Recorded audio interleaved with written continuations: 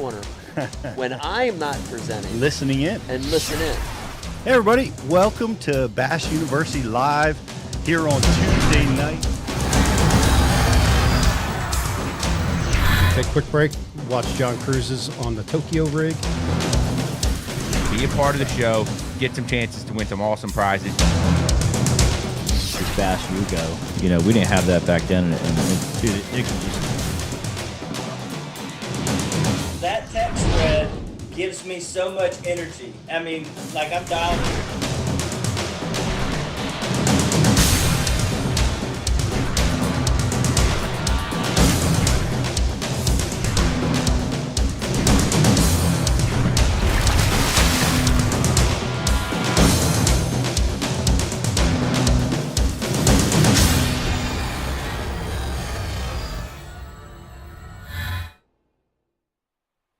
Welcome to Bass U Live, everybody. Good morning. It's a Tuesday morning. Glad to have you guys with us talking bass fishing. A lot has been transpired amongst the Bass U crew and the bass fishing world this week, so we have a lot of really cool stuff to talk about. I'm fresh back from the Bassmaster Open on Lake Oneida, and looking forward to talking about that because we got the champ, Casey Smith, who won that tournament and is punched his ticket to the Bassmaster Classic. We're going to be talking to him about how he, how he really pulled it out at the end of the day. I'm looking forward to hearing the story and how he made the adjustments because Lake Oneida is one of the trickiest lakes on the planet that you constantly have to adjust to. Can't wait to talk to him. We're going to be talking about ICAST. We're all going to be at ICAST next week. Are you? We're going to be looking at the new products, checking out all the great new designs that are coming out and voting, and really looking forward to that event. It's one of the best events in fishing every single year, and we're going to have a little preview down there of some things that are coming, including the new Hummingbird target lock, which you may have seen some previews out there. Pretty amazing. We had a chance to play with that a little bit out in Michigan, not just a couple weeks ago. Really, really amazing technology. That is just one of many things that are going to be revealed at ICAST. And we got a really cool, we're going to have a Champions Box unboxing from the Mlf Champions Box. We're going to be unboxing that. We have some cool Bass University stuff inside that box, which we're kind of psyched about. So great show featuring Casey Smith, the champ, is going to be on with us shortly. And Rich, I have tournament hangover. I know the feeling, Pete. We are here for you. I am here for you, brother. We have open arms. I know you're still haunted by your tournament, and I have it bad with this Open. I don't know, you guys. You gotta commiserate with us on this. Do you guys have this? Do you guys get this when you have a tournament doesn't go your way? It doesn't feel, something goes awry and you make the wrong decision. You don't have the right bait on or something. It haunts me to the ends of the earth, and it's haunting me right now, Riz. And I need to get better at getting rid of that quicker. So I was going through this is years ago. I had a bad event, or I had lost fish at the end of an event that would have, put me in the winner's circle. And I was talking with you and Mike about it, and you guys both said something to me that has still stuck with me. Then what you guys instilled on me was you'll have good events that make the bad events go away, right? So it's the only thing you can do is you got to just keep on fishing. You get back on the horse. Get back on the it's horse. Like the hair of the dog. Yes. Exactly, right? Bite the dog that bit you. You gotta a hard one in the morning, you know what I mean? It's like you gotta get back on the horse and get after it. So, Howie Range said, "Yeah, it does until I get back to the dock and put my hand in the cooler." Yeah, well, that's right. Get a Founders. Yeah. That'll help. That'll help ease the pain, Howie. I think you're right. Josh, the other one is you got to be like a goldfish. You know why? 10-second memory. Yeah. All right, that's what you got. You got to. I like that. You got to forget, and you It's got to. like Dory. Yes. From Nemo. So the craziest thing is that Just like Dory. there's a lot of things in life it's easy to have a 10-second memory with, and a lot of things you wish you did not have a 10-second memory with, including myself. But when it comes to fishing, it seems to be a 10-year memory. So, Oh man, if not longer. it sticks. It sticks. But some of you may remember this guy sitting next to me right now. It's good to have you with us, man. Oh, thanks, man. It's good to be here. And, yes, I can relate to the conversation you guys were just having. I was just thinking about, I think probably for me the best part of almost every fishing trip is the night before. Getting my tackle ready because, you know, all the possibilities are there. The You know what I mean? anticipation, This the could happen. optimism, Yeah. Yep. And then reality sets and in. then the reality. Lost fish, cold, no harsh bites. reality. Yep. Oh my gosh. Usually figure it out right about the end of the day. Yeah. So, yeah. Well, that's good. I am notorious, like a lot of people, I'm sure. I always, without fail, figure it out on the drive home. Right? Ooh. Yeah, that's the worst place on the planet to figure it out, you know? Oh, well, Lake Oneida got me. I had a great first day. I actually had 3 really good tournament days on Oneida in a row, if you include last year. Right. So There you go. I had 3 good ones in a row. The second day of this tournament. First day you didn't quite crushed go them, my man. way. You said you caught a lot of fish too, right? On day one. Man, did we unload on them? It was, you know, things change, and Right. like we talk about this all the time. The one thing you can expect is change in any tournament day, and it changed. And I had been flipping, and I went to a finesse approach, and I nailed it, and just caught fish after fish. I was able to cull. I was moving through areas, finding some new water, and continuing to move my weight and get where I needed to be, right in a competitive spot, you know, in the tournament after day one. And day 2 was just absolute, just everything went wrong. It didn't go wrong, it just didn't go right. Starting out by my partner putting colossal beat down on me. Thank you very much, David. I appreciate that. And that was, oh my gosh, we've all been there too. But my Oh yeah, nice one. Woo! Yeah. Great job, Yeah. man. Oh, you got another one. Right. Is that your drag again? Pete, which one of these is the smallest that I have to let go? You know. Oh wow, look at all your fish on the floor of the boat. You're culling again, huh? Oh, my God. At least you didn't have to get a net for him. No, but Pete, can I borrow your scale and your balance beam? And like, yes, Got any you extra can. pole bags? Can we make this live well bigger? Oh, my God. Can I use your side of the live well, being you're not using it? Oh man. Oh, my God. Oh, but that was all. I mean, as horrifying as it was awesome because he brought out a bait that is called a chompers, which is a hula grub that you know was Spider grub. Spider grub, another term for it. It's you know, real popular a while back. Back in the 80s. Yeah, 90s. and still a great bait. You know, it's a fantastic tool, and oh my gosh, it seemed like every fish and I landed on them. Right, I found them. I was right there where I needed to be. I identified their movements, got us right in the right spot for him to catch them all. and he went and he just wherever he threw, it was just crazy. And I was and man, Couldn't backboat him enough, huh? well, we're open water. I mean, it was just like it was wide. But it didn't matter. I mean, he could have cast in a tree on a shoreline, and the fish would have crawled up the tree to get it. You know, It's something I noticed about that place. It has extra fish. So you go and you hit. It's just one of them lakes. It's a New York lake. You go and you hit all the stuff that's supposed to have them. The community holds.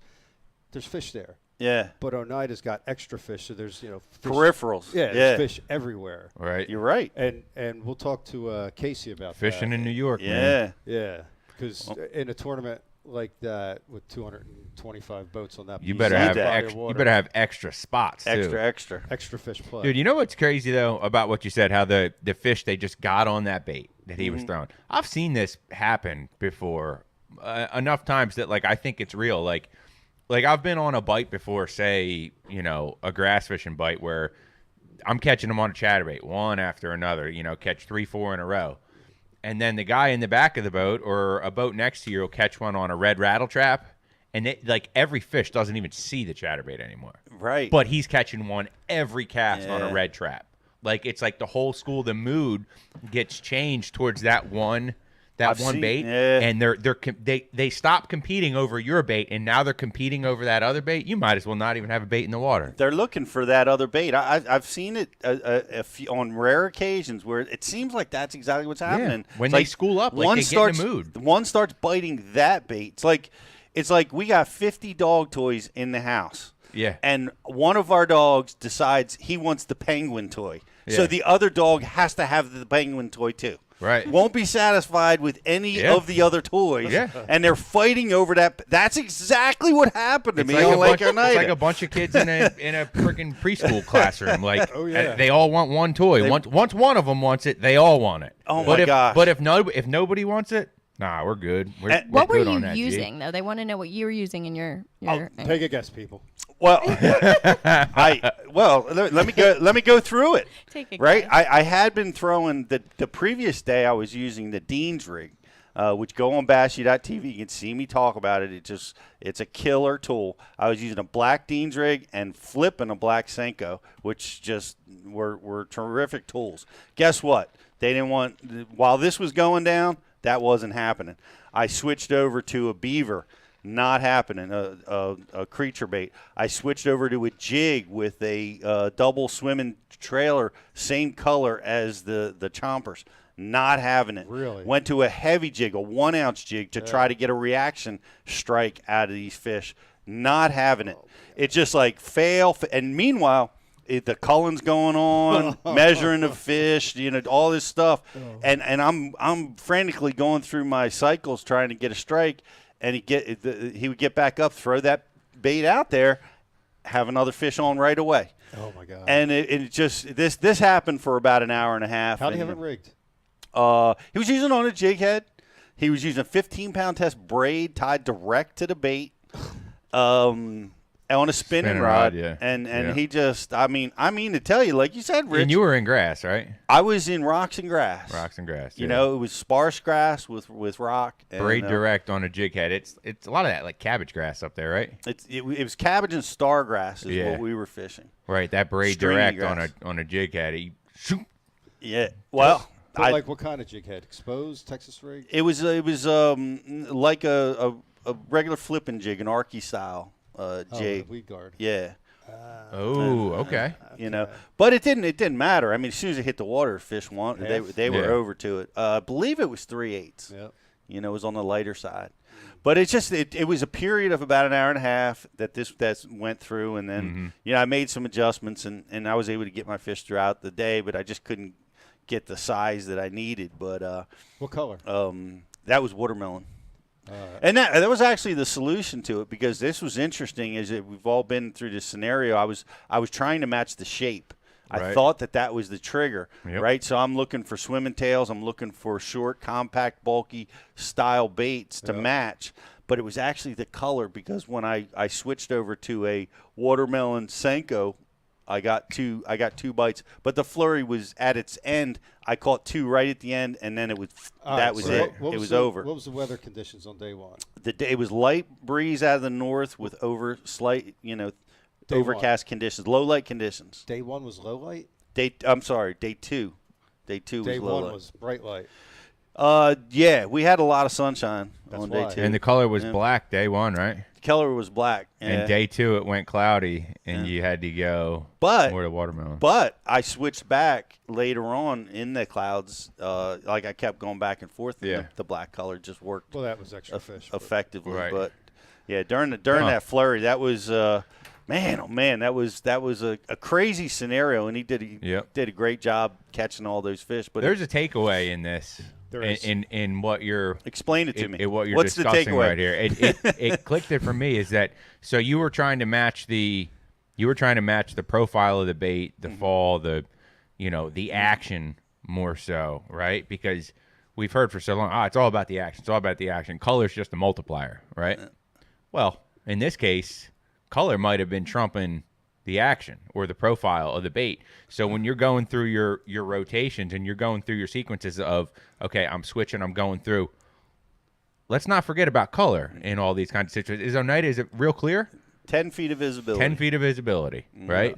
So if you got a clear water lake, you know, color needs to be in your rotation of things that you're adjusting on. You're 100% correct. Because and I forget about it. I just got to it late. Yeah, You know? I forget about it. I'm you know, I'll be the first to admit.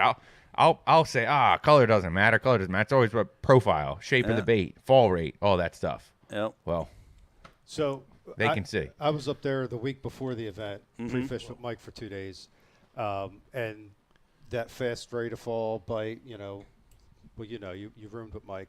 That was one thing we noticed, but color. And I started catching them on a black Ned rig, but bright high skies, black was outfishing everything else. And when it was overcast or wasn't bright skies, it was other stuff. Interesting. So that's I think that was probably the biggest factor was the. Maybe you could have shared that little piece of intel with me prior to my practice round. No, I mean I don't kiss and tell. I was up there with Mike. So. Nah, it's all good. It's Sorry about that. yeah, we had a fun tournament. It was challenging for me, but and you know what the other thing was about us. We have an open house, and I just want to give a quick shout out. Ike was there, AJ Slagonia, Brooks, Tim, and Josh all staying at the open house. And on the pro side, in our open house again this year, I finished in last place. It's harder to win in the house I stay on Lake Oneida than it is in the entire tournament. We just got a bunch of hammers at the open house. Yeah, AJ's good. AJ's great up there. In particular, he's got a really unique style. Appreciated meeting him and learning about how he loves to fish up there. But, He knows those New York lakes good. He took me to school up. We fished together on Candlewood a few years ago. Showed me some stuff that's still used today. I mean, in our water down here, that's some pretty cool stuff. So. Awesome. Well, I appreciate you guys watching us. We're brought to you by Tackle Direct. We're here in Tackle Direct Studios. And speaking of getting schooled, we all did, and up there at Lake Oneida. And without any further ado, I want to bring on the champ, the winner of the Bass Open, Casey Smith. The champ is just really crushed it. Got it, punched his ticket to the Bassmaster Classic. Casey, are you there with us? I'm here. You got me? I hear you, but there you are. Now we got you. Now we got you visibly, man. Congratulations, man. That's an amazing win. Thank you. It's unbelievable. I don't think it's fully set in yet. I don't know if it ever will set in, but special week for sure.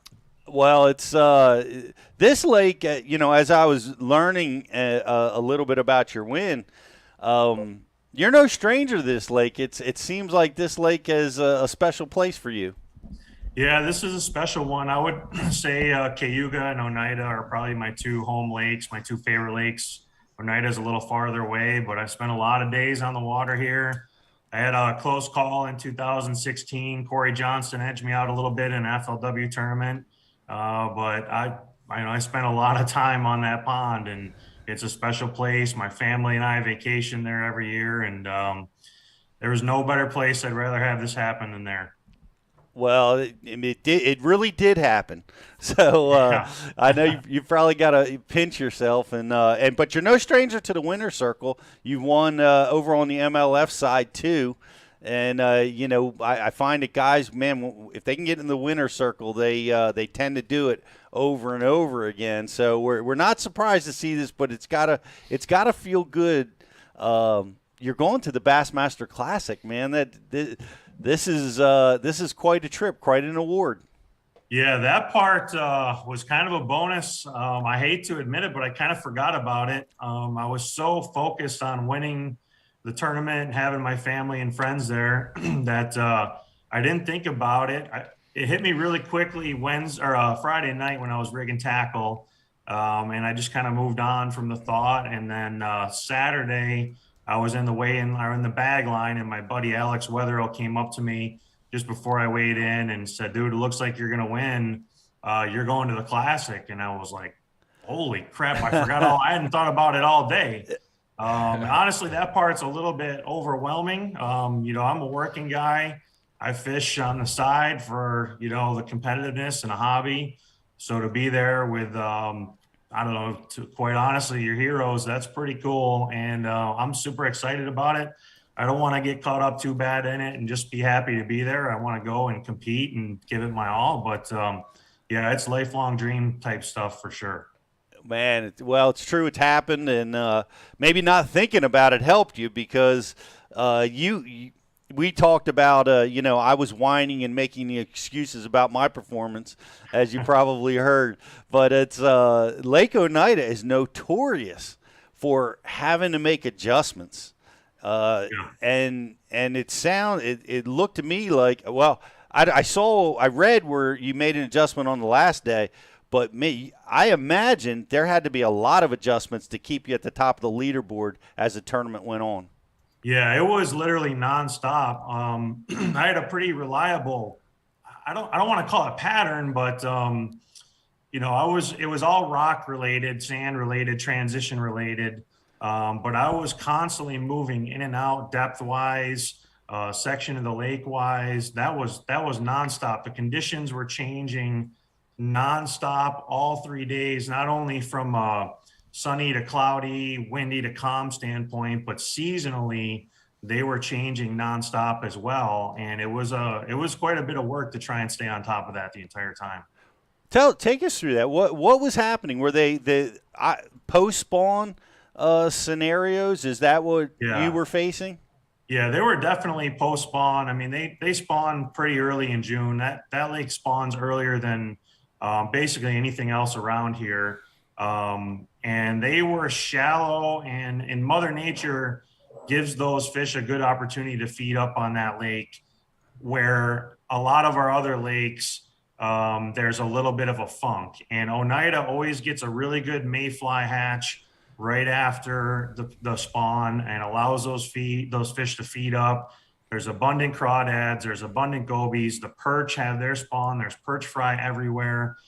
So there's a lot of opportunity for those fish to eat in the post spawn, and that's what they were doing. They were relatively shallow. That's a relatively shallow lake as it is, but they were feeding on all those different opportunities, starting to group up. I fished a cash and rods tournament there 2 weeks before, and the bites were a lot more spread out. And as practice progressed and the tournament progressed in this tournament, they began to group up a little bit more shallower, get in those wolf packs of 5 to 8 to 10 fish, whatever it was. And they were forming those groups, feeding heavily before they moved out to deeper water for the summertime. Interesting. Now, I was talking with Ike, right? We were practicing, and we kind of approached the lake in similar ways. But when he was after the smallmouth, I remember him saying this, that he was catching much bigger fish when he was outside of the groups, like the more nomadic fish, maybe in smaller wolf packs, versus the big schools were smaller at that time. Is that what you experienced? Yeah, I mean, I had a buddy who was chasing nomadic fish in practice, and he caught some giant ones, but I told him it was a little bit of the La La Land pattern. Like, it was just what he was doing was too far out for those bait fish eaters and stuff like that. And that used to be what the lake was, right? It was just pure bait fish eaters.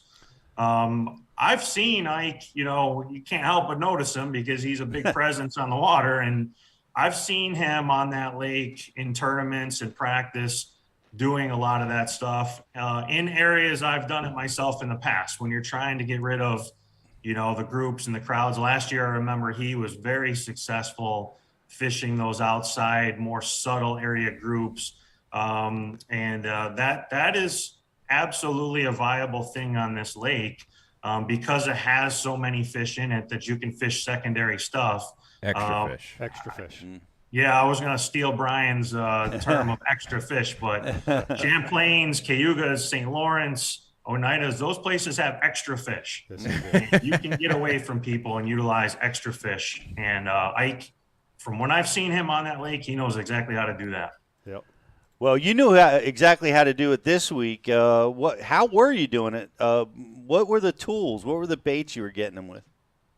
Standard smallmouth stuff, a small Ned rig just with a TRD,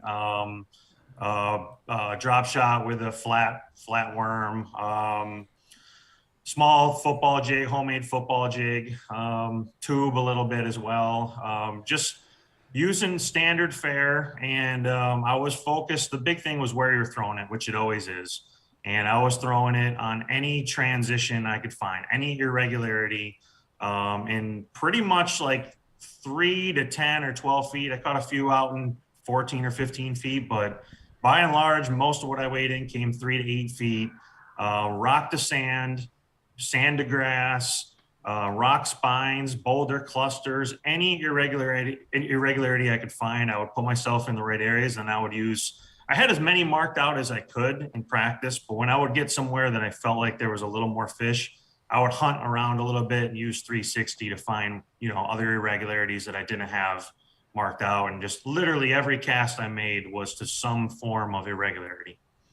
360. I read that was a important component in your fishing. How did you have your 360 set up? Were you looking way out? Do you have it dialed in tight? How were you set up? I always run it as far out as I can. I had it on 85 or 90 feet out this week, which I always try and run that thing 80 plus feet. I love to get to 100, 105 if I can. It just gets a little difficult in all that rock because that beam going way out there will get some feedback off of like those pure rock areas. So in that instance, you got to suck it in just a little bit. But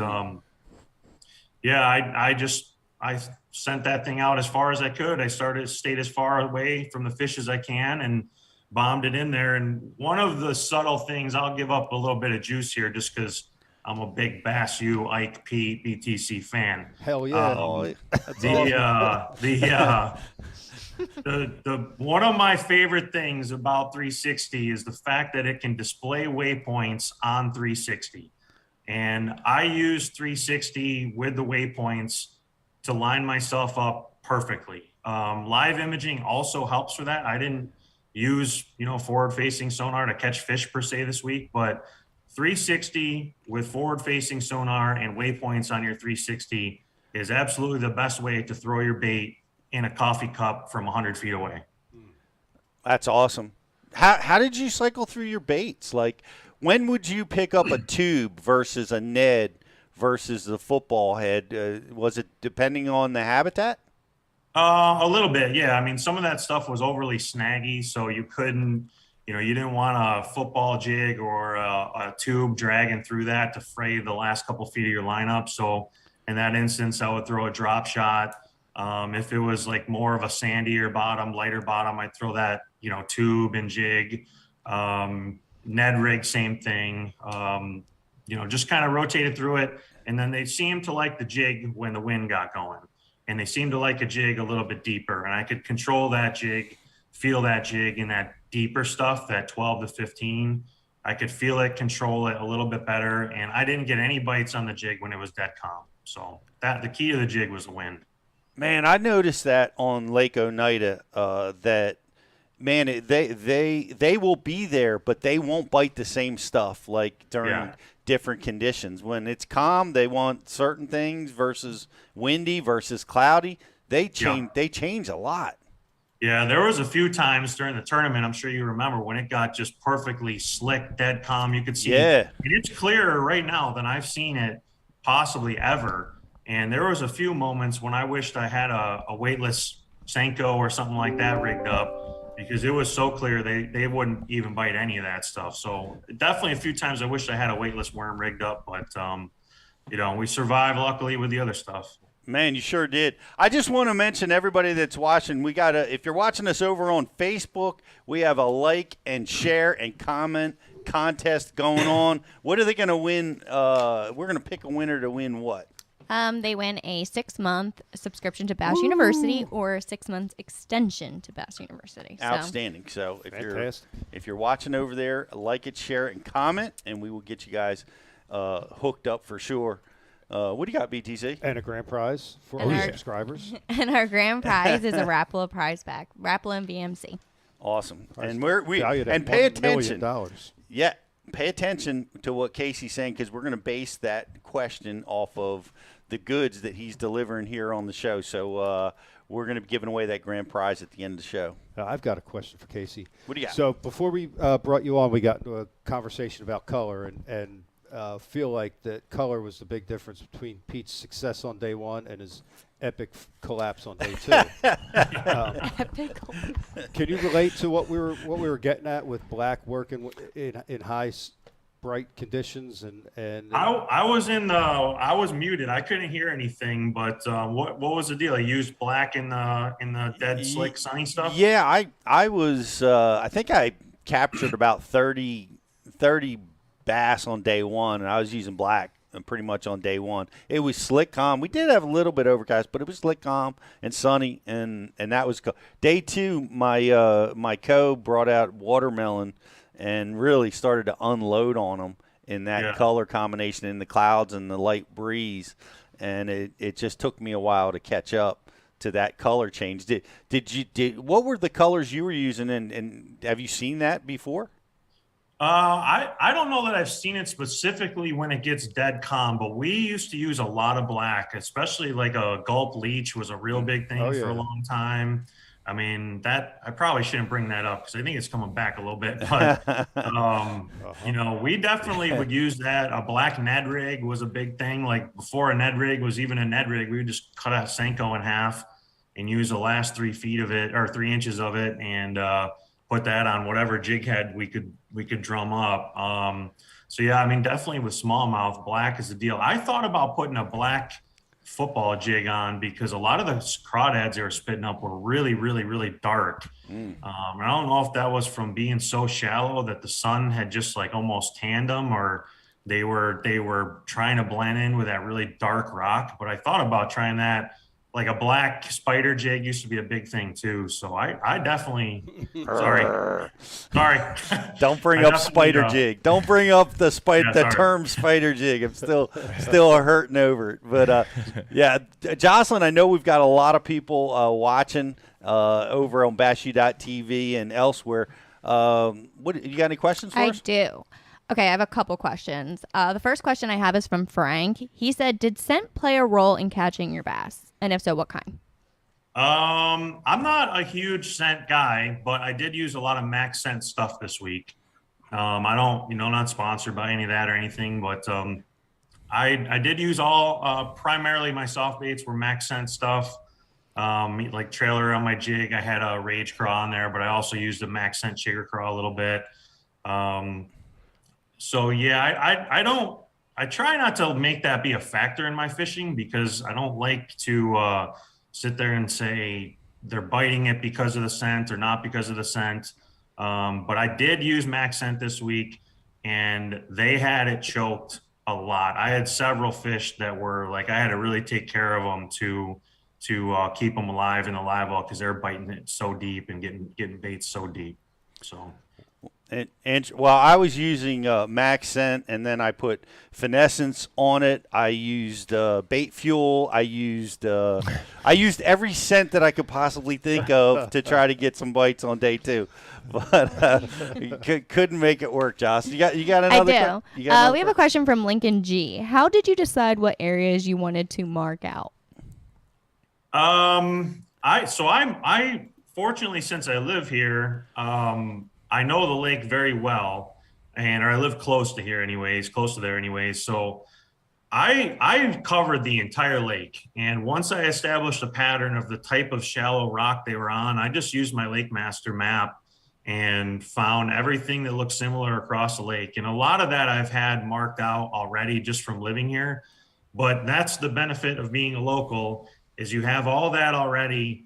Plus, you can find additional stuff in areas of the lake you don't normally find or away from the crowd or something overly subtle or even better, not even on a map. So I just established the pattern and it had been going on for a couple weeks. I was pretty fortunate that it lasted as long as it did and just used my mapping to look for similar stuff and ran it around the entire lake. Were those shoals, those places that you were fishing, were they like...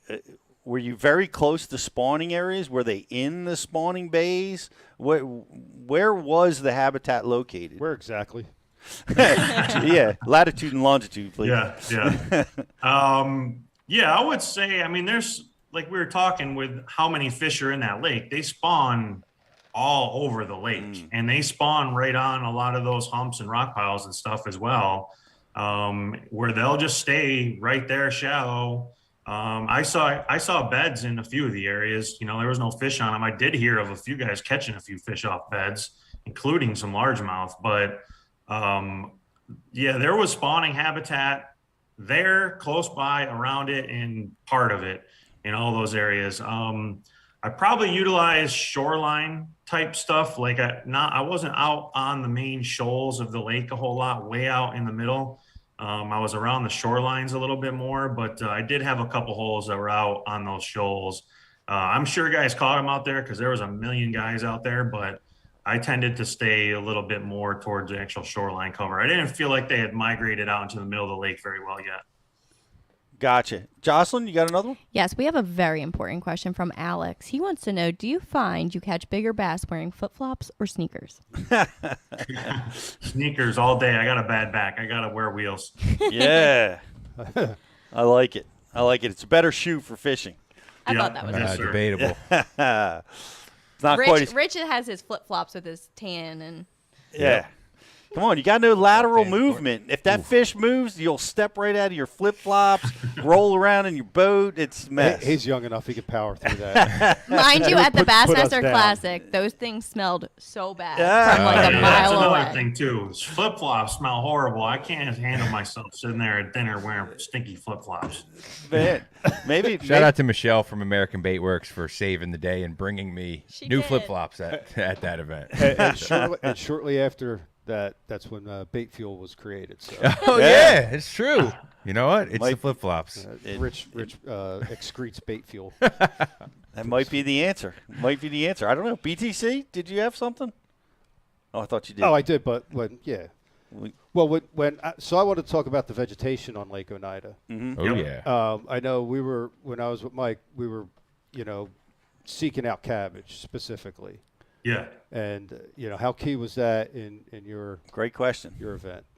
The cabbage, not so much actually, Oh. but the milfoil was. And the reason the milfoil is because the milfoil grows in hard bottom areas, and they love to have those random sprigs of milfoil. It's not like it used to be on Oneida where you could go out and you could flip a 1 ounce jig or a 3/4 ounce beaver or whatever you flip, and you could flip that grass in the past and catch a largemouth one flip and a smallmouth the next flip. It's much more sporadic. I don't know if that's from the zebra mussels or I have no idea what it's from, but honestly, in all of our lakes around here, there's a lot less milfoil than there ever used to be.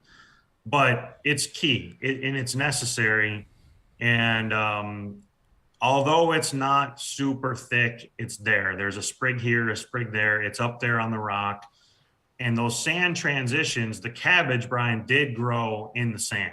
Yeah. And that was a sign that it was a sand bottom, was that there was cabbage. And usually somewhere near that edge, there was a good transition. Yeah. There was other good cabbage throughout the lake, and I've caught them in that cabbage before. I know some guys in the top 10 did. I didn't focus specifically on the cabbage. I did fish it a little bit in practice looking for some largemouth, but I focused a little bit more on the milfoil in the tournament. The milfoil, was it mature? Like, I don't remember seeing very much milfoil. Like, There's was not. it short?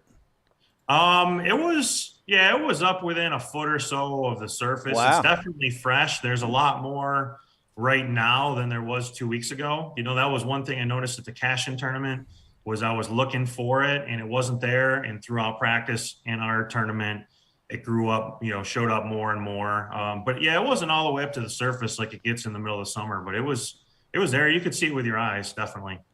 One of the grasses that seemed to be real prevalent on Oneida, and I caught fish out of it, and is that real stringy, we call it star grass.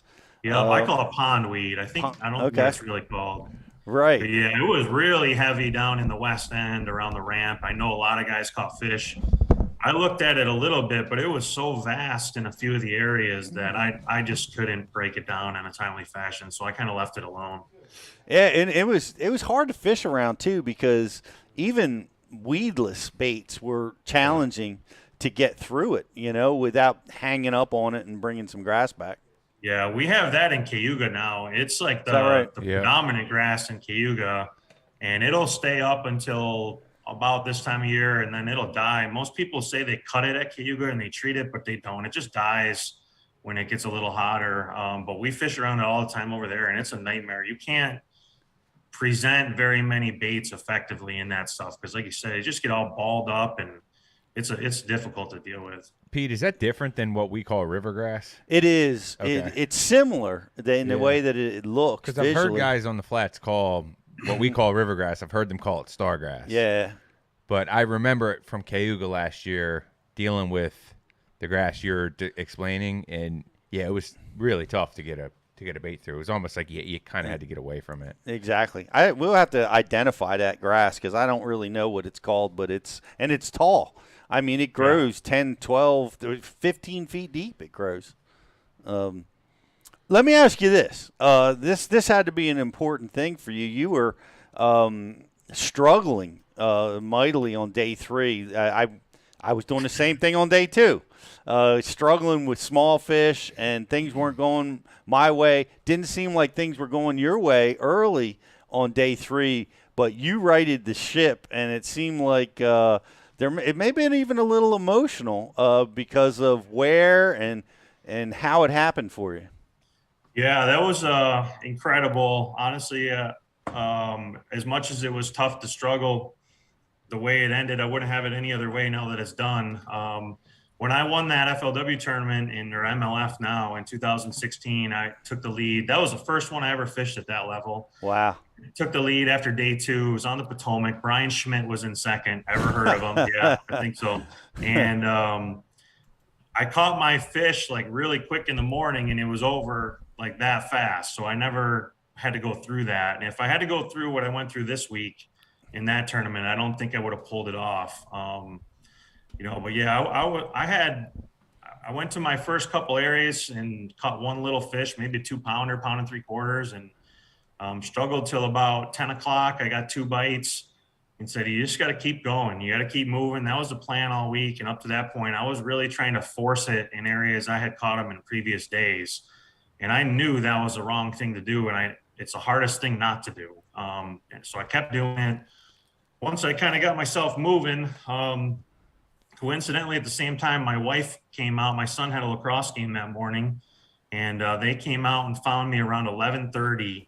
And I pulled into a bay, Billington Bay, and I pulled up to a rock pile that we used to fish all the time on family vacations. I would, buy some live crawdads and give her a drop shot, and she would, throw it over the side, and I would fish a jig and drop shot and all that, top water, and she would catch fish on live bait while I was catching them, doing whatever. And last year we took our son out there and did the same thing. And just coincidentally, when they came out, that was the area that I pulled into. And it was about noon. I got my first decent bite in there. And from noon to 1 o'clock on that same rock pile, I used to take them live bait fishing.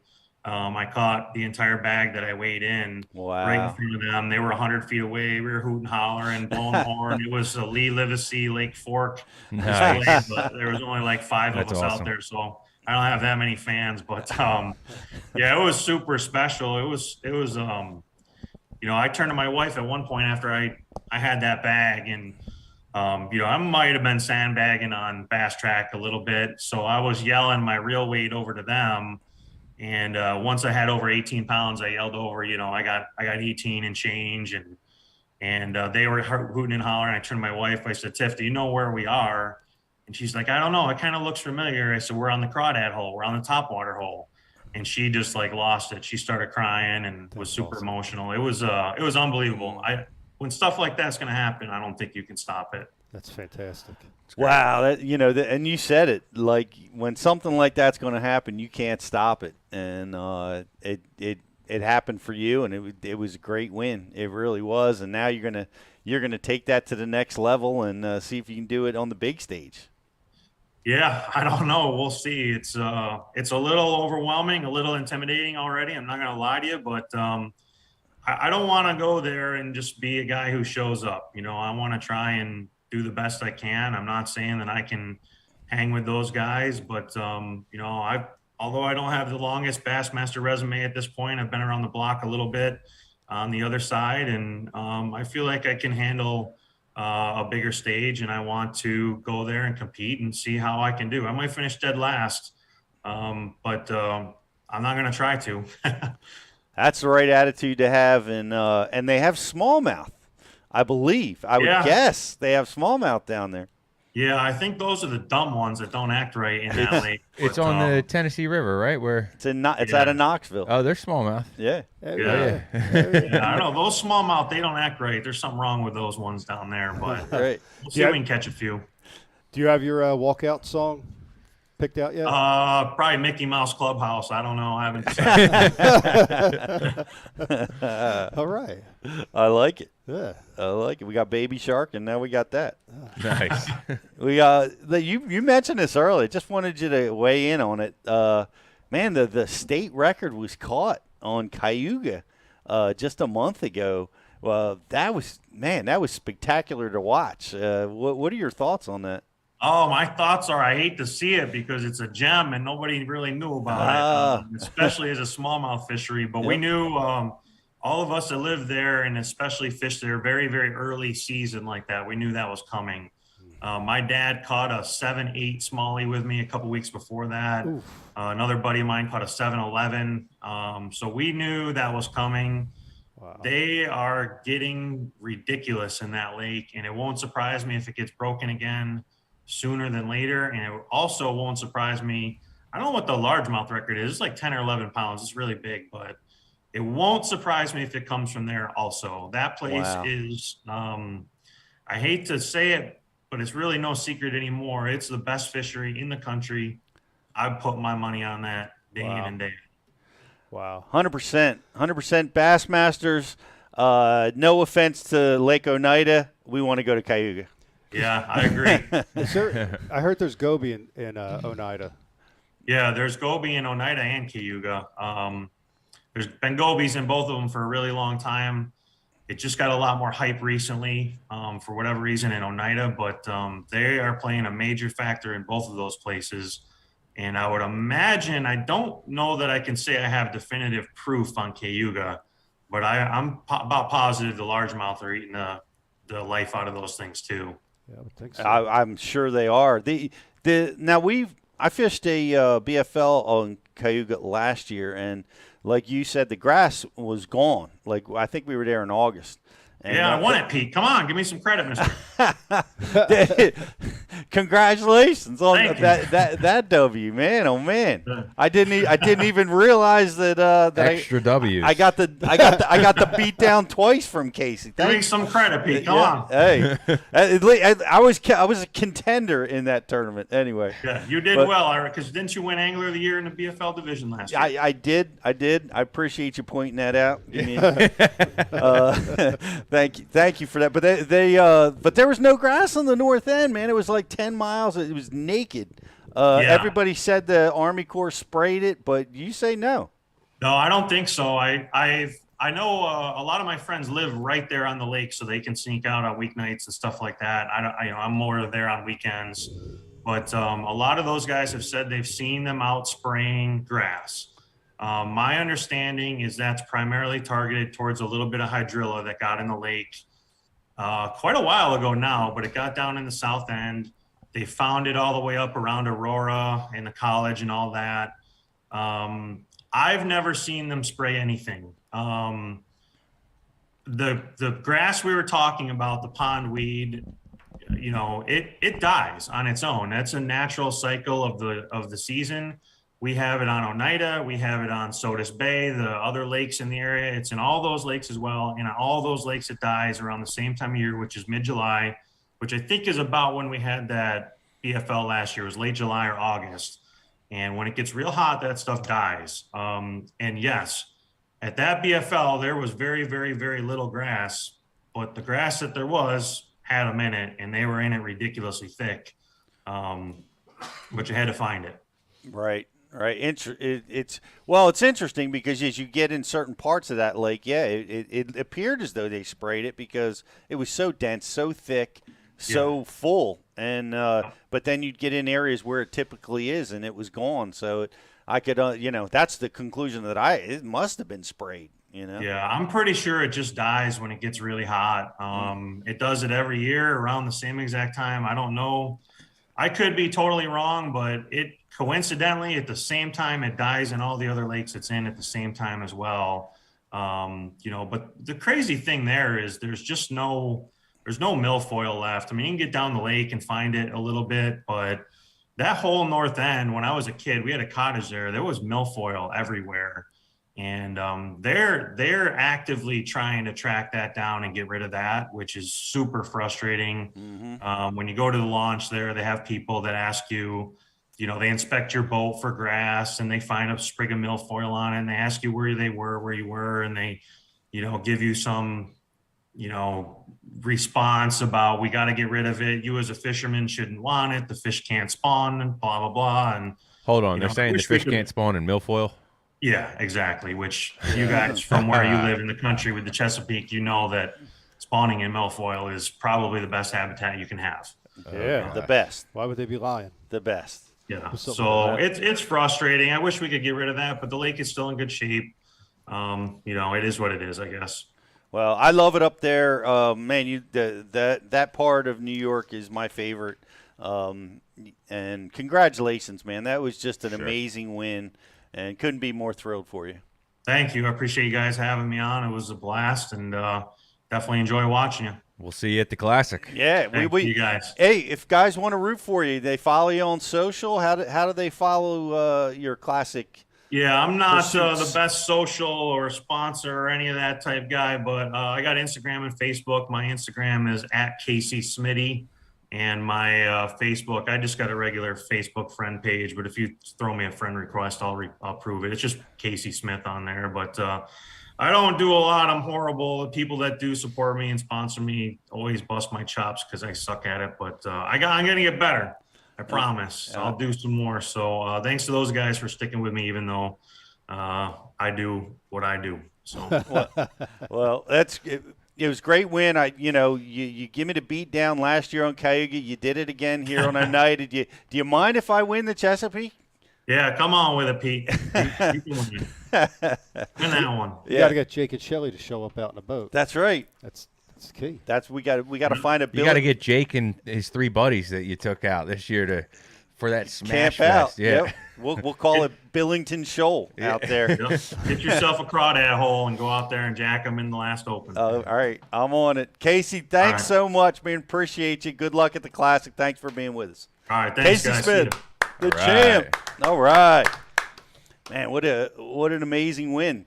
Quite a winner. Won, on the MLF, won the BFL last year. Yep. He's got it going on. Yeah. Yep. Fished. I think he's fished the nation championship twice. Yep. And now he's going to the Classic. Now he's going to the big dance. And he doesn't wear a jersey, which I freaking love. We might have to have one for the Classic, though. Yeah, I believe he is. Hey, guys, we're going to take a quick break. We got some really cool stuff coming up. We have a Champions unboxing. And we are going to be talking about a little ICAST preview. So hang in there with us, as well as we're going to be giving away our grand prize. If you're watching over on Facebook, like it, share it, comment, and we're going to put you in a contest to win a Bass University 6-month subscription. So hang in there, guys. We'll be right back after this.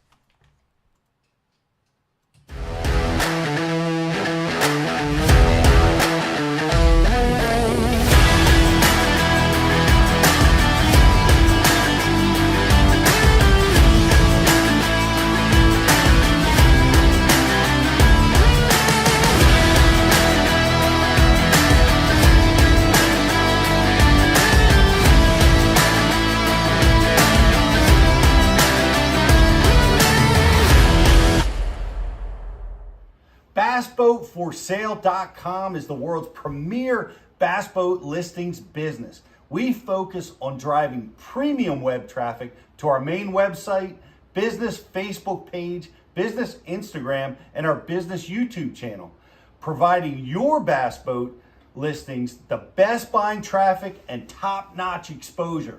Whether you need to sell your bass boat or are looking to buy a bass boat, It's simple. We give boats exposure so buyers shop and sellers list. One-time listing fee, no commission, and boats list until they sell. BassBoatForSale.com. Check it out. AquaView, the leader in underwater viewing technology.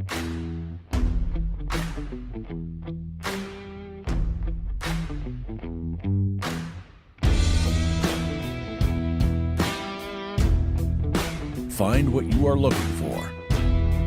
Catch more fish.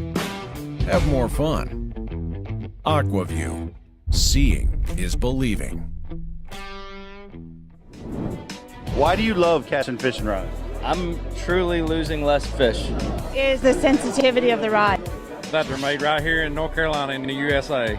Strongest, lightest rod, 100% made here in Sanford, North Carolina. From the drop shot rod to the flipping stick, every rod has a purpose to it, and I rely on them all the time when I'm out there in a tournament. Durability in the John Cruz Worming series, the counterbalancing in the handle.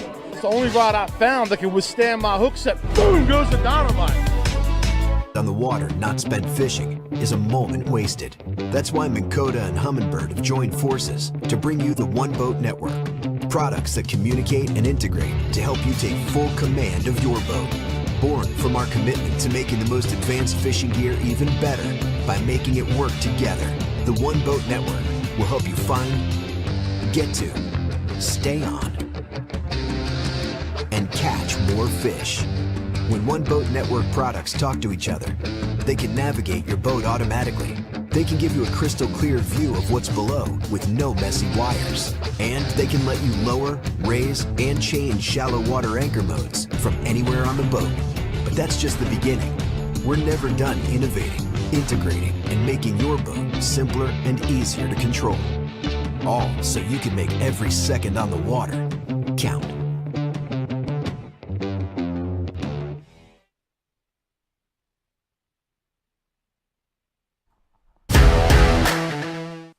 Hey everybody, welcome back to Bass University Live. What a great interview with Casey. What a great win on Lake Oneida. Really cool stuff. Learned a lot about that lake, and you know we've been there for 10 years in a row. BTC, I think we won't, now that we're all familiar with it. We're not going to go back there for another 10 years. Yeah, you're starting to get it figured out now, Pete. I know. Now it's time to move on. No black when it's shiny out. Yep. Not black when it's anything but. Yep. Don't stare at anything but your 360. That's right. Yeah, I used my 360 quite a bit in that tournament. 360's coming back. Yeah. Not that it ever went away as far as effectiveness, but like there's like certain times of the year where it's like really good, and you know that time of the year for us around here is coming back. The edges, you know what I mean? It's all about the fishing on the edge, the isolated. And right now, the edge, when there's a little bit of extra edge, since we're on the extra fish, extra winds topic, you get extra edge. Uh-huh. Yep. Yep. And you got to take a class with Ike on how to backboat your riders better. Well, you know, doesn't that just come from fishing so fast?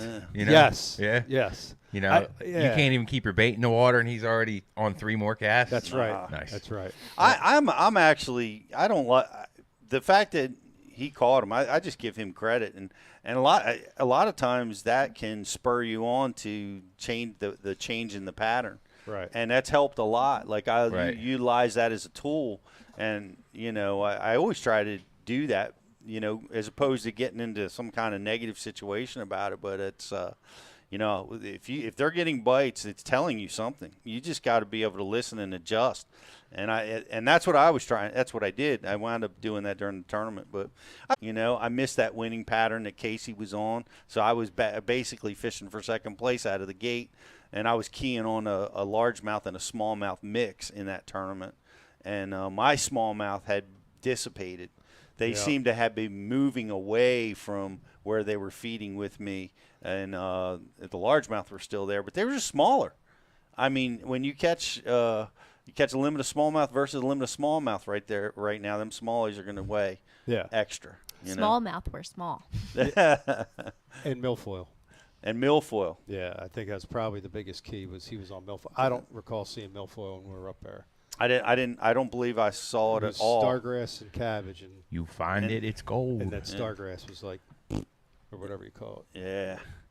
So Anyway, we got a lot of stuff going on. I want to introduce you to the Mlf Champions Box, which is a really cool subscription box that's brought to you by MLF. And we've got Drew Kubler from the MLF. I see him up on our screen right now, and he's here to celebrate the Champions Box with us. Drew, how are you doing today? Well, he doesn't have audio, but he's turned on our Zoom now. Your video looks amazing, but we can't hear you. Drew, see if we can get him dialed up. Bark once if you can hear us. But this is a Champions Box. It's a subscription box brought to you by MLF, and it's we're gonna do a live unboxing here today. Look inside. If you guys are subscribed to this, we've got inside is a really cool offer from the Bass University, which is awesome. We got a special, unique annual subscription that's available for you guys that are part of this program right now. So get this checked out. Will you digging in? What's that? Dig in, man. Let's dig in. Yeah. Looks like confetti. Looks like cake. It does. All right. White icing with jimmies on it. It's what Pete's going to see falling from the sky when he wins the Classic. I know. I got to get there first. There we go. Man, well, the first thing, I love this, and I'm gonna just jump right on this because I see a big spoon, and we're gonna pass it around, and I also see a Bass University sticker that's located in the box. Love that. But it's ledge fishing season. I'm going to pass it around, and I see some high caliber baits in here, BTC. Go ahead, you pictures. But this is a spoon. Let me see who makes this one. This is worldwide. Is this James? Sure enough, there he is on the package. Really unique spoon. It's fat and short. James Watson, obviously, is behind this spoon, who's won spoon fishing. Modeled after James? That's not where I was going. Huh? But what a cool deal. And it's got a unique hook on the front. It's got that stinger on the front. A lot of guys had done that in post-production. They put that on there to modify the spoon to get those fish that are striking on the front of the baits. Post-production. Post-production. I like it, Pete. But look at that. It's got that little stinger up in the front of the spoon. That's pro style, man. Yeah. That's a killer. I love that. I love that size because a lot of those license plates are like this big. Yeah. But this is gonna be, man. I'm interested. I've not seen this one before, James. But tournament winner, one of James's baits in this box. Yeah, that's pretty awesome. I've yet to throw a big spoon, and I'm dying to do it. I've got a lake I want to throw them on. And I'm going to try my darndest to steal this before the day's out. But we'll see how it goes. It's one of the most unique bites, man. It is so cool when you fire that spoon up and you're watching it flutter and your line's just following it back down. And as heavy as that spoon is, it's amazing how long it flutters and takes it to get back down. Yeah. You'd think it just go like a rock, but it doesn't. And boom, they pop that thing. It's unmistakable. It's pretty awesome. Drew, do we have you back? Can you hear me now? We got you, brother. We got you. Man. Sometimes you got to do a factory reset, Pete. Restore defaults and bring them back on. Just start a whole new Zoom. Yep. Turn it on and turn it off. It fixes everything, right? It fixes everything, including Zoom feed. Well, it's good to have you, man. It's great to have you on the show. Appreciate you being with us. Yeah, we appreciate you all having us on. I'm excited to be on here talking a little bit about Champions Club. So it's a job that does not feel like a job to me, so I cannot complain a bit. That's awesome, man. That's great. How long have you been with Champions Box? Did you help get this started? I wasn't original with it. I came on board in November. So let's just hope that any boxes that you saw from November on are your favorites, right? It's been a great program this whole time. It started March of 2021, so we're a little over a year old now, I guess you would say. And I think things just keep getting better with each and every box. Outstanding. Tell us a little bit about it. What's inside, and what can people expect to be when they join this program? Sure. So the box that you've got there is our June box. All of our boxes, it's a monthly subscription. You're looking at $29.99 a month. And all of the boxes are going to have 5 to 7 premium quality baits in them. So you're not going to be getting any closeout baits or anything like that. We actually work a lot with our MLF pros to pick the baits. So like, I think it was in April or May, not too long after Randy Howe had caught those back-to-back monsters on the Yamamoto Cinco, you know, he reached out to me and was like, I really think we need to get the Cincos in the box. So different things like that, you know, we're always working with the pros on getting the best baits in the box. So not only are you going to get the baits, which are valued at between $40 to $50 retail value, but you're going to be getting access to discount codes. So 3 to 4, I think you all probably had an insert card in your box, something like that. Yes, we did. And so they change from each month or from month to month. So we're going to give you exclusive access to different discounts, a angler picture of a recent champion. So Bobby Lane going out is, yeah, you all have Bobby from last month. We've got this month going out. So that's going to be, I've got the new one here. You all have got the last month's box. We actually just got done building these. So it's a good box. Hot off the press, man.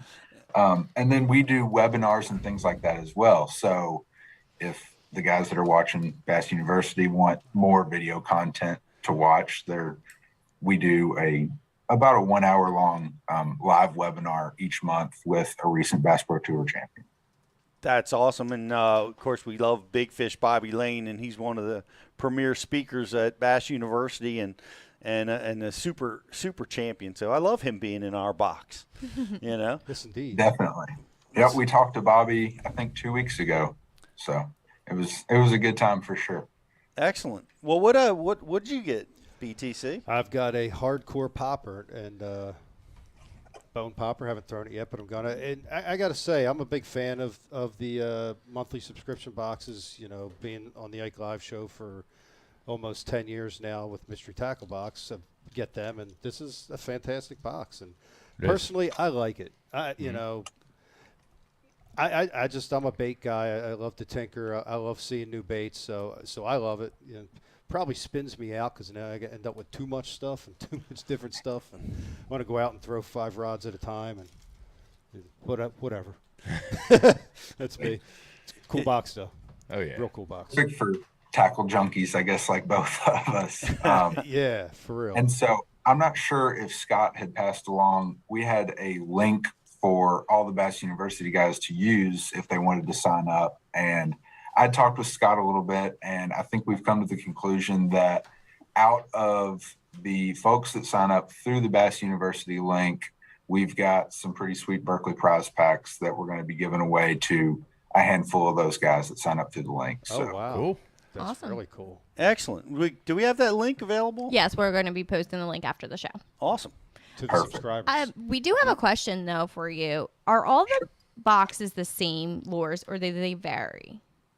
yes, so month to month, all the boxes will be the same stuff in them. So I know you all were just kind of showing off the June box there. And like I was saying, I've got the July box. So a couple of the baits that we'll have coming out in this one. We've got the Big Bite Fighting Frog. And actually this is I think Magician is the color. And it's a newer color for them that I know when I was doing the call with Michael Neal on that one, he was like, man, I'm jealous. I haven't even gotten those yet. So pretty cool to have some newer stuff in the works there. Is that you have that there?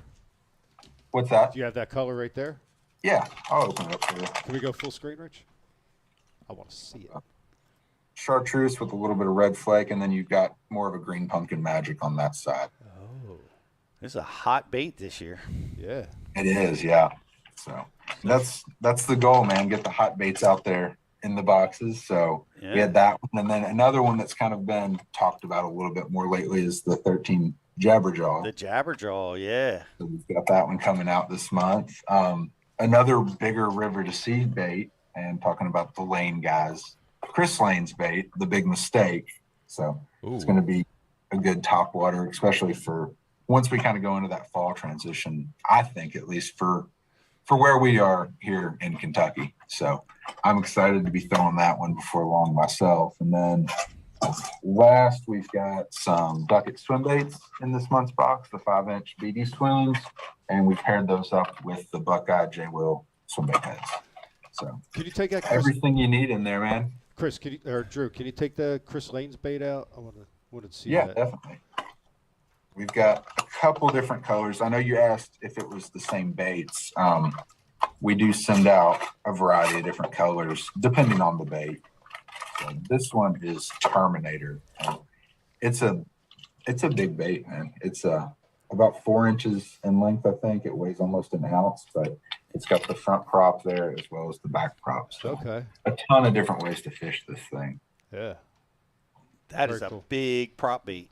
It is, yeah. So something a little bit different. And I know, like, we've got this kind of bluegill color that I thought, you know, for a little earlier in the year when Bremer's still up on beds, that would be something good to look at. And yeah. There's just one more color that we had there. So lots of different options. And I mean, how many other subscription boxes are out there sending you a $17 bait in your box every month?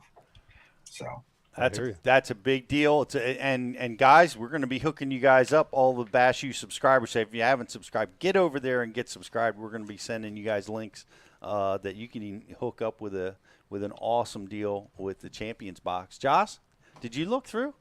Did you pick one? I let Rich pick first because I knew he would want. Oh, I just want to say this is the first time in 8, 9, 10 years of doing this that I didn't have to pick last.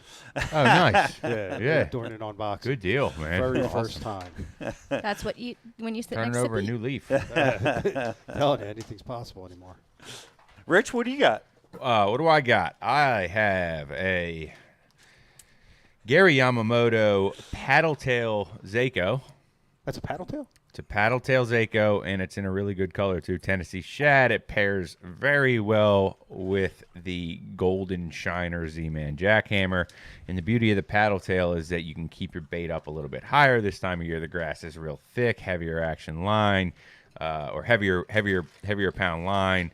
Paddletail, you can really get your chatterbait to kind of flutter over the grass rather than dropping down in. You can fish a little bit cleaner. And then also, I have a ribbit top toad. It's a hollow body toad with the ribbit feet, which this little bad boy here will get some action in the Bass Nation tournament this weekend for me. So pretty good stuff coming out. Yeah, well, you know, they put the box in front of me. I'm taking two. Just like my son. Got to get it. What'd you pick, Joss? Livingston Lure Walking Boss Jr. Okay.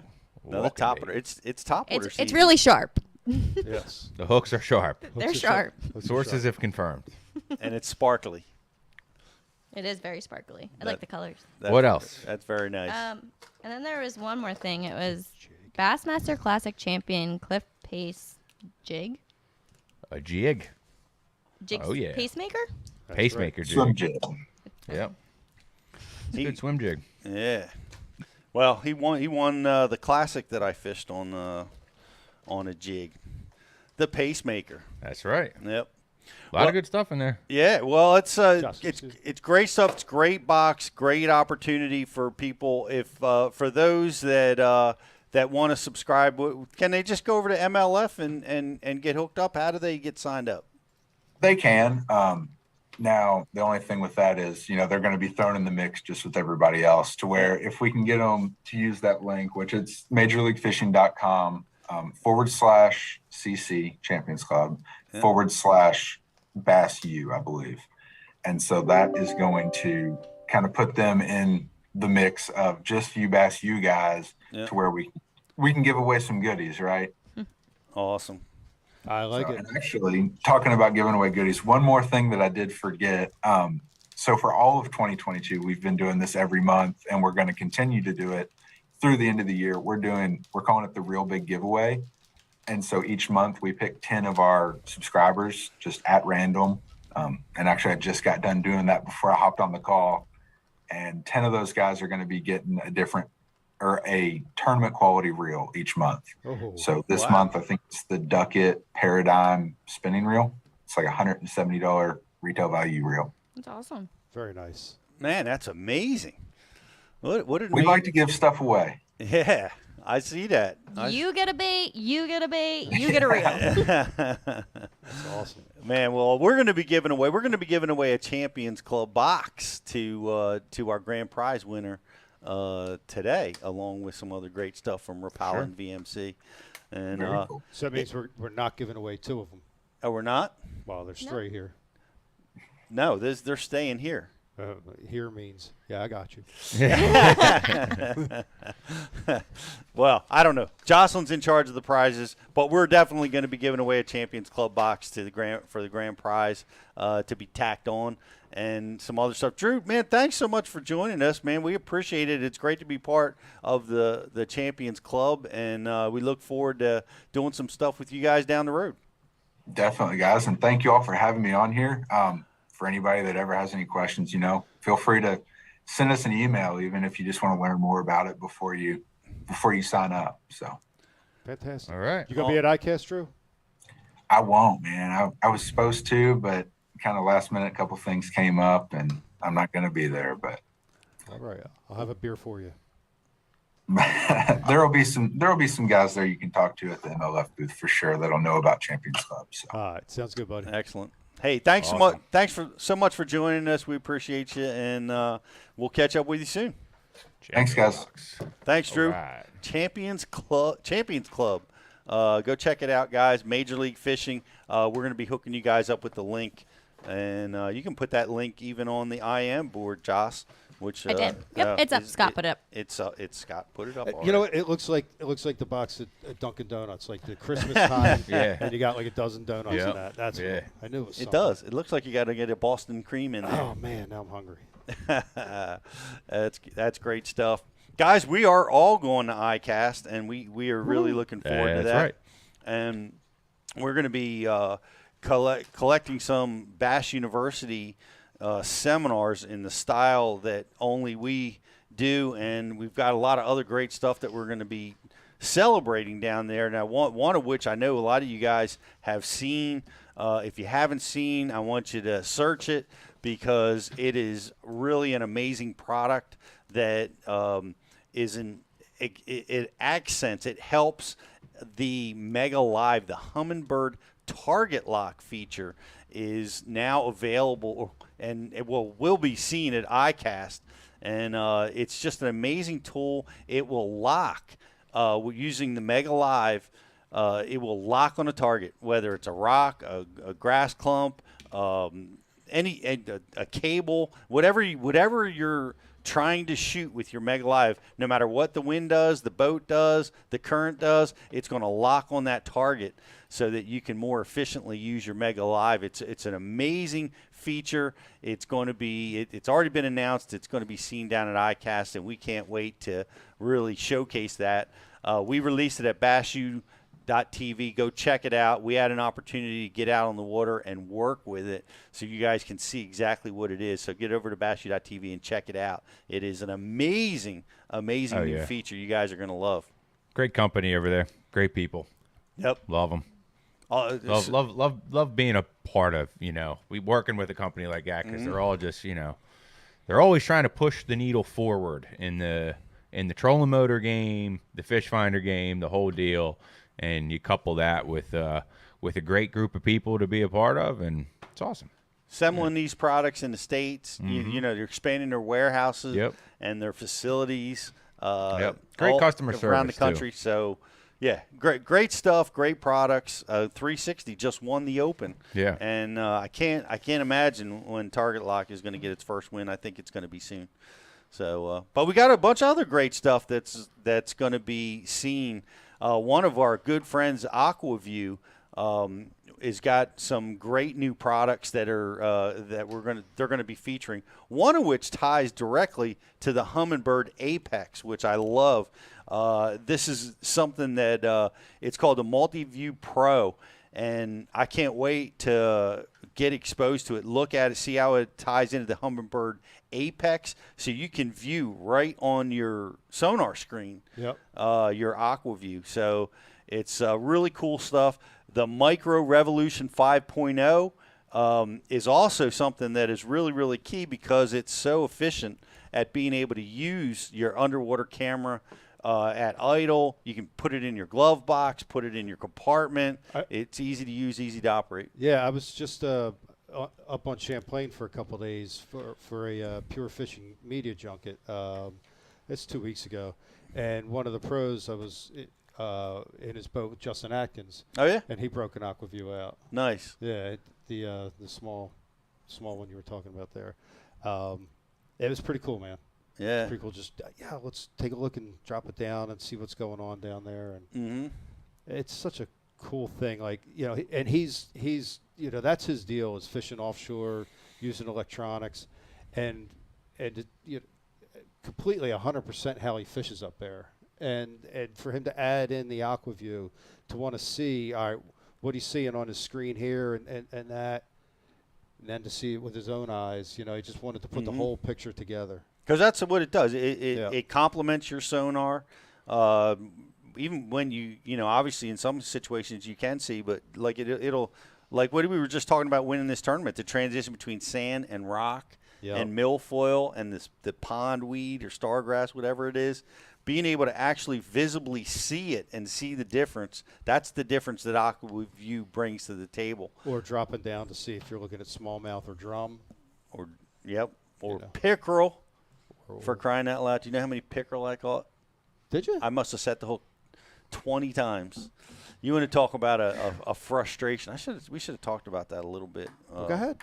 Well, I just was curious with his experience on Lake Oneida. Like, my question is, because my experience was when the pickerel inhabit your area, the bass are kind of dissipated. Like, they've left, pickerel are now moving in, and vice versa. And but I was, you can't imagine. Like, so many times, boom, you get that bite, you set the hook, and you come back with the wrong species. So it was, that was a little bit of a frustration. We weren't on pickerel. We were on a lot of walleye. Walleye, we're there. Yeah, did you eat them yet? Hell yeah. Nice. Good stuff. Yeah. Damn right.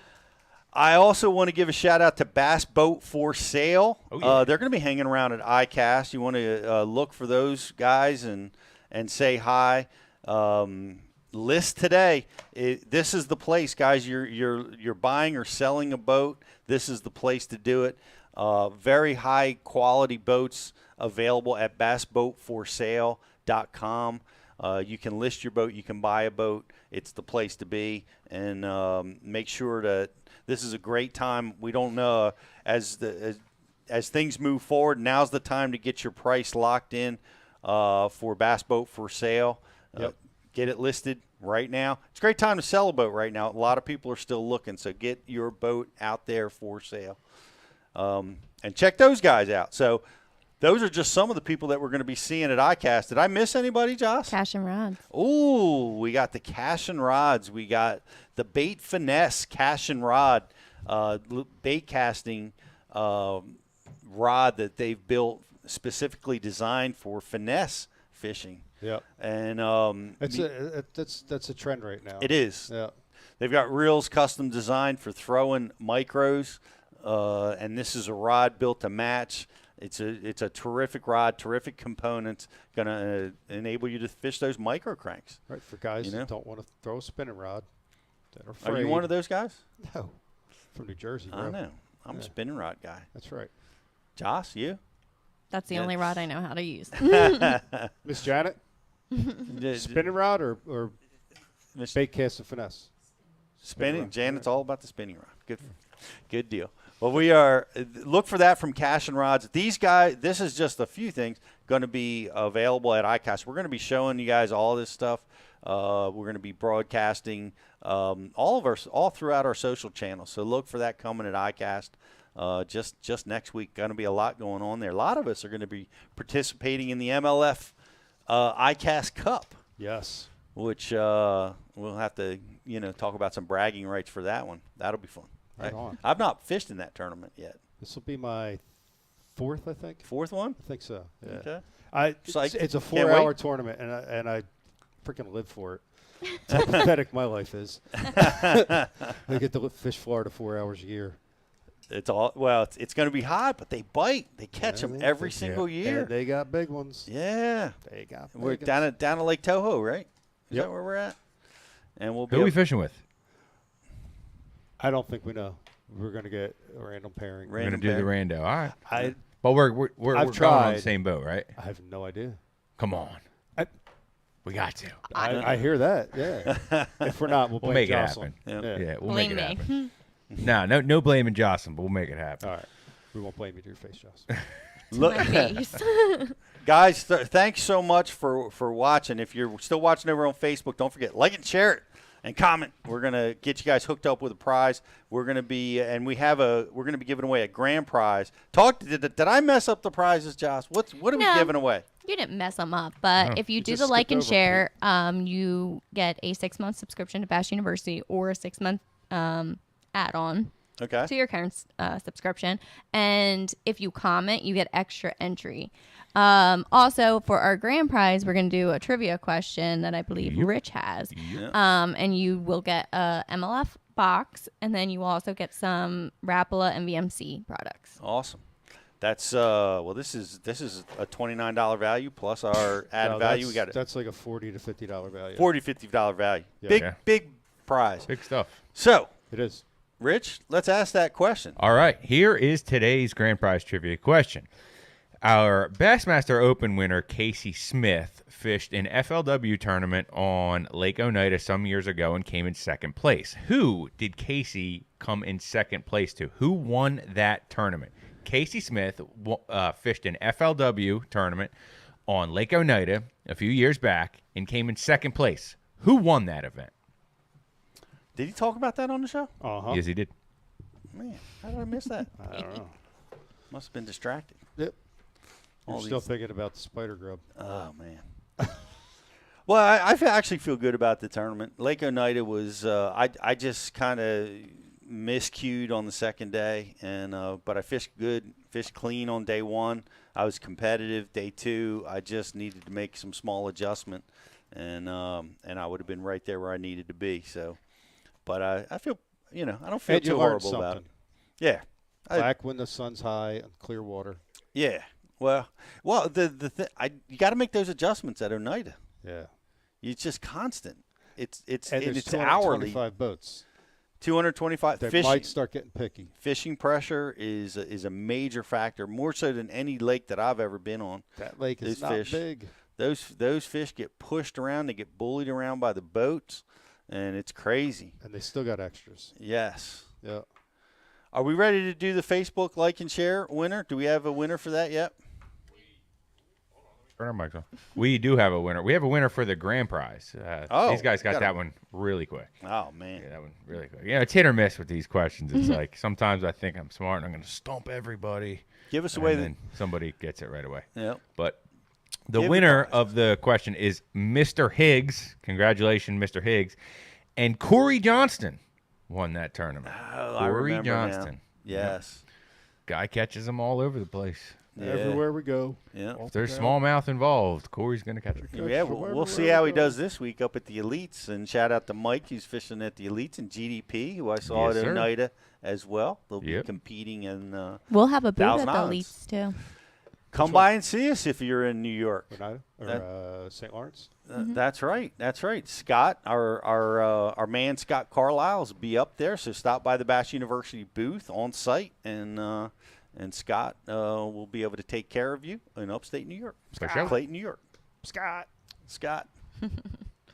What? So we have a like and share winner? The like and share winner is John Henning. He did everything we asked him to do. Thank you, John. John Henning. Thank you, buddy.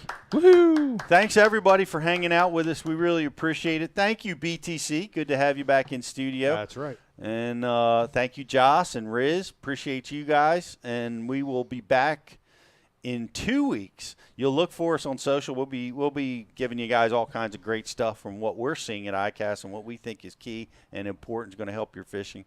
That's right. And go check out bassu.tv. We have, as always, amazing content that's designed to help you be a better angler all the time. So many people. I want to just give a shout out to everybody that came up to me at Oneida and told me about how they're using Bass University to help them catch fish, be more consistent, win tournaments. It's everywhere we go out in tournament fishing. People are telling us how they're using our product, how they're loving it to help them catch more and bigger fish. So we appreciate that. And I want to thank the guys at Pure Fishing for bringing me up there, and the Lake new Champlain line. Oh my God, it's probably the best they've ever put out. It's pretty badass. Can you talk about it? Yeah. Is it braid or fluoro? No, the new line of reels. rods and reels. Yeah. Oh, okay. They're doing a pro series in rods, so it's I guess. I don't know how many of their pros they have, but they all have one rod or two. And it's great. John Cox has a shallow cranking rod, which is kind of ridiculous, but the rod is absolutely perfect for that. But he throws that Berkeley Frittside a lot. He's won a couple hundred G's on it. A lot. And but and a wacky rig.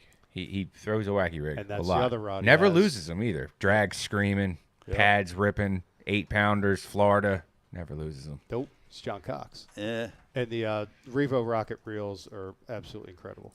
And probably the prettiest. They invented a new color red that never existed before. They invented a color. They invented red. Yep. Wow. It doesn't have a name. Take that, Roy G. Biv. Yep. It's phenomenal. Roy G. Biv. Roy G. Biv. We're inventing new colors these days, Roy. Pete, we do release the seminar this week too, Matt Herron.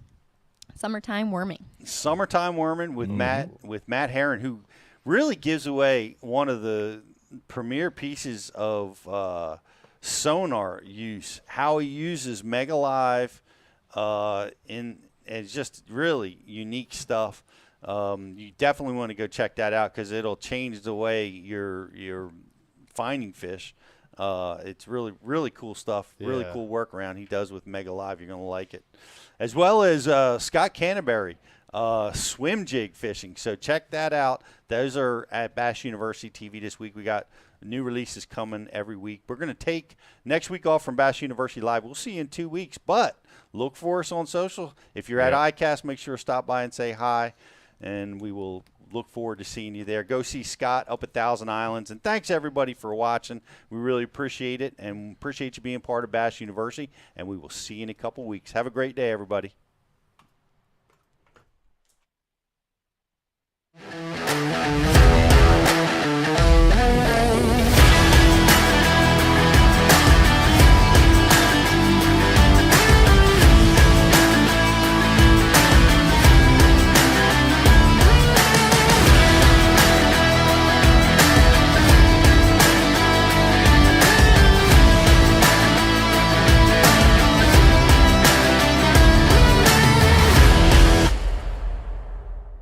BassBoatForSale.com is the world's premier bass boat listings business.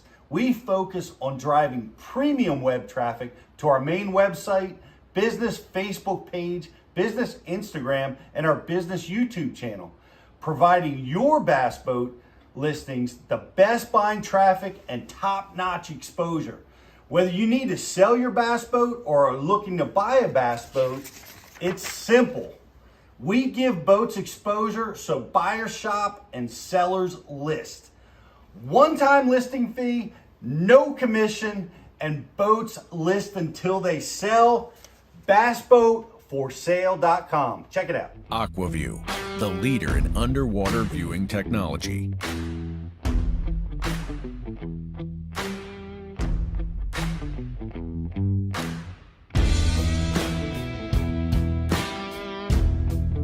Find what you are looking for. Catch more fish. Have more fun. AquaView. Seeing is believing. Why do you love casting fishing rods? I'm truly losing less fish. Is the sensitivity of the rod. That they're made right here in North Carolina in the USA. Strongest, lightest rod, 100% made here in Sanford, North Carolina. From the drop shot rod to the flipping stick, every rod has a purpose to it, and I rely on them all the time when I'm out doing a tournament. Durability in the John Cruz Worming series, the counterbalancing in the handle. It's the only rod I found that can withstand my hook set. Boom goes the dynamite. on the water not spent fishing is a moment wasted. That's why Minn Kota and Hummingbird have joined forces to bring you the One Boat Network. Products that communicate and integrate to help you take full command of your boat. Born from our commitment to making the most advanced fishing gear even better by making it work together. The One Boat Network will help you find, get to, stay on, and catch more fish. When One Boat Network products talk to each other, they can navigate your boat automatically. They can give you a crystal clear view of what's below with no messy wires. And they can let you lower, raise, and change shallow water anchor modes from anywhere on the boat. But that's just the beginning. We're never done innovating, integrating, and making your boat simpler and easier to control. All so you can make every second on the water